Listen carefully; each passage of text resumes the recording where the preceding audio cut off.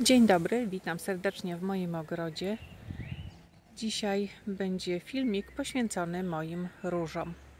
Na początek przywitamy się piękną różą Teresę Bagnet, która zaczęła kwitnienie.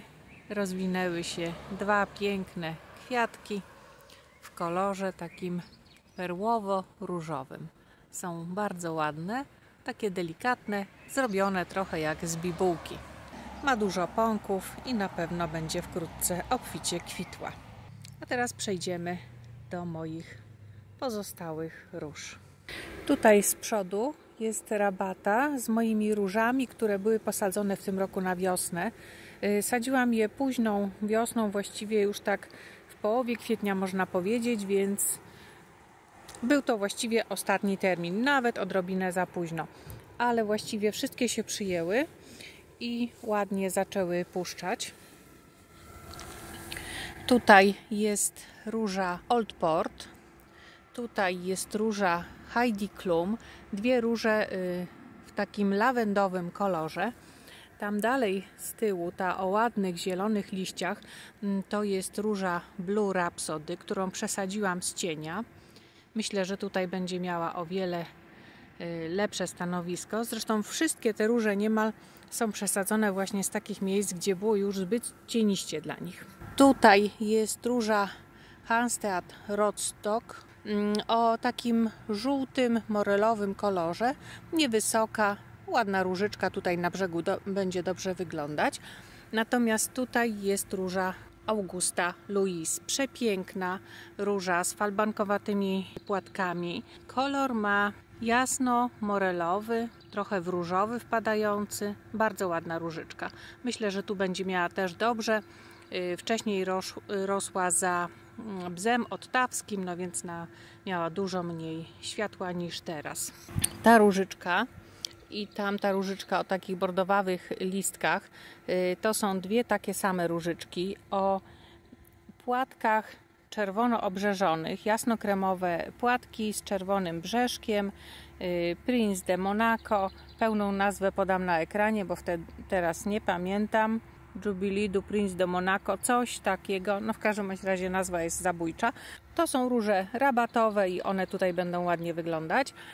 To jest różyczka, którą w tym roku kupiłam z gołym korzeniem i to jest odmiana Papageno. Paskowana, taka kremowo-malinowa, w kremowo-malinowe paseczki. Bardzo ładna różyczka.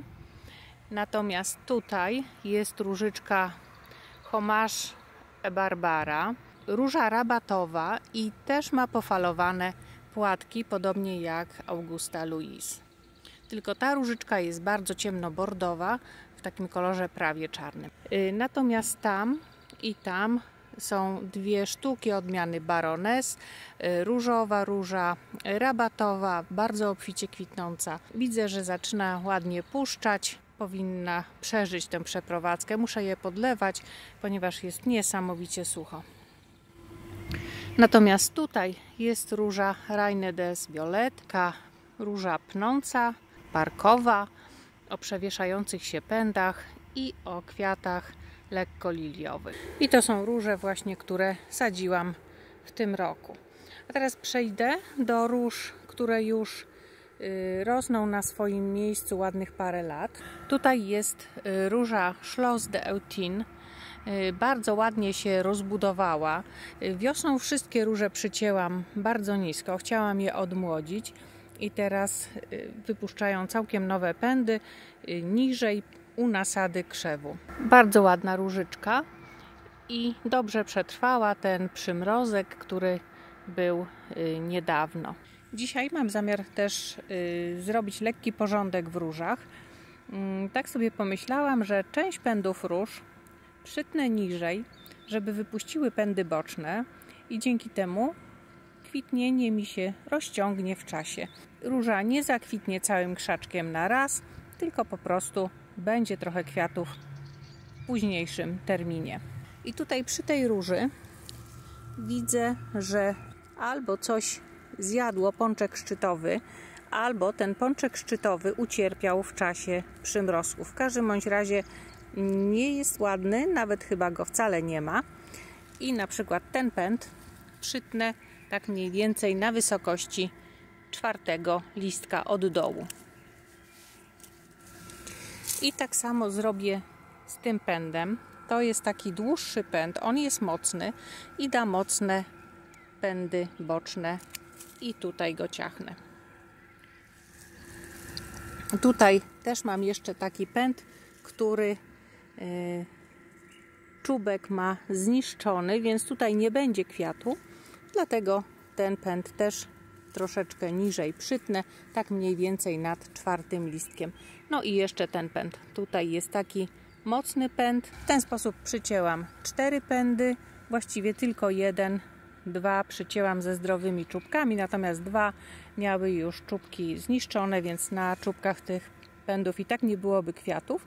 Natomiast teraz tutaj z tych kątów liści wypuści nowe pędy i będzie kwitła troszeczkę później niż te 4 pędy, które zostały. Tutaj jest moja róża barok i miałam dylemat, czy zostawić ten pęd duży taki i zrobić podporę dla tej róży, żeby ją prowadzić w formie pnącej, czy prowadzić ją w formie takiej krzaczastej.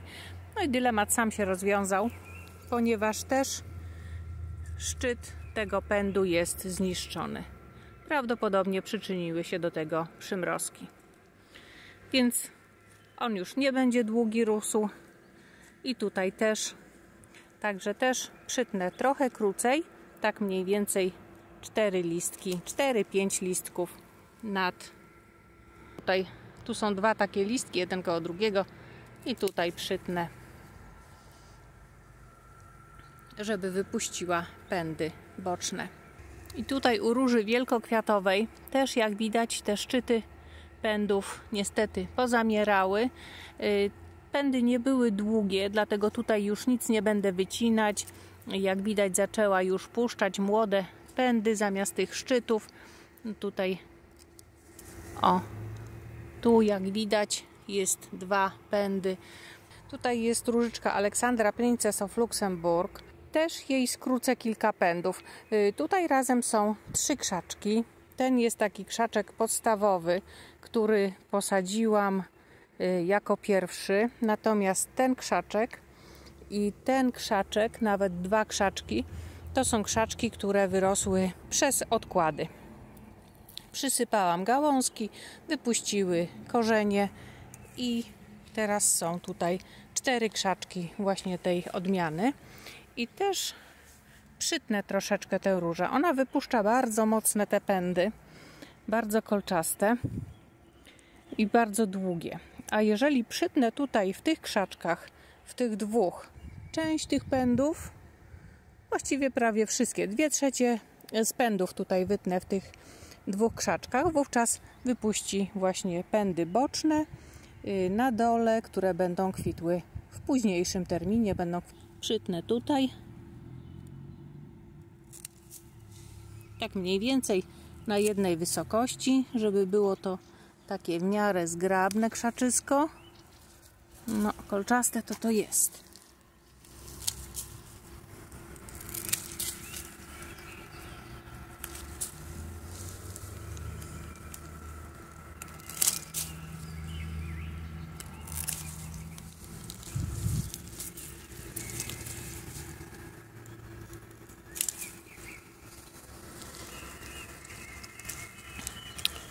Tu jest taki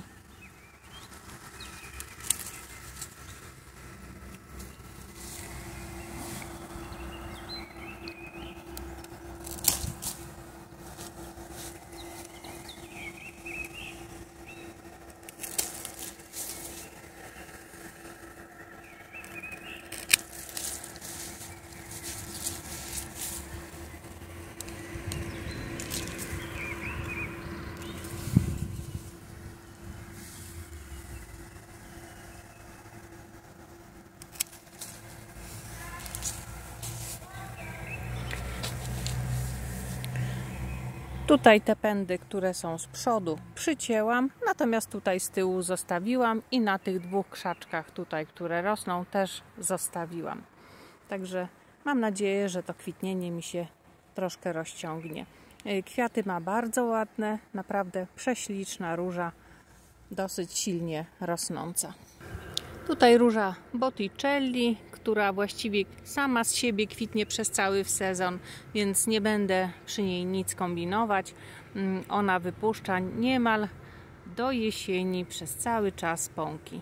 Jest po prostu fantastyczną odmianą. To malutka różyczka o mocno czerwonych kwiatuszkach, pojedynczych, ale ma ich sporo. Prawdopodobnie jest to odmiana Apache. Nie wiem, dostałam ją przez pomyłkę. No malutka jest, miałam ją nawet w tym roku przesadzać bliżej brzegu Rabaty, ale stwierdziłam, że nie będę jej robiła krzywdy. Trudno, niech sobie tutaj rośnie w tym miejscu, gdzie jest. I tutaj za liliowcami rośnie róża renesansowa Mary Ann o takich morelowo-różowych kwiatach. Pierwsze kwitnienie jest ładniejsze, później te kwiaty już są takie średniej jakości, ale ogólnie róża jest bardzo ładna. Tutaj jest różyczka Don Juan, róża pnąca, u mnie rośnie bez podpory. Na razie wygląda w ten sposób. Będzie miała bardzo ładne, takie amarantowe kwiaty. Miałam nadzieję, że będzie mocne bordo, ale wyszedł amarant. Ale też jest piękna.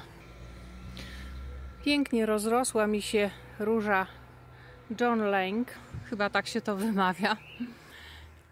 O pięknych, jasno-różowych kwiatach z taką leciutką falbanką na końcach płatków. Bardzo ładna różyczka. Tutaj się tak dosyć mocno rozrosła. Jak będzie kwitła, będzie wyglądać naprawdę bardzo ładnie. I róża angielska Brother Catwell ma kilka pączków. Tutaj nie ma zbyt dobrego miejsca. Rośnie między takimi dosyć wysokimi tujami.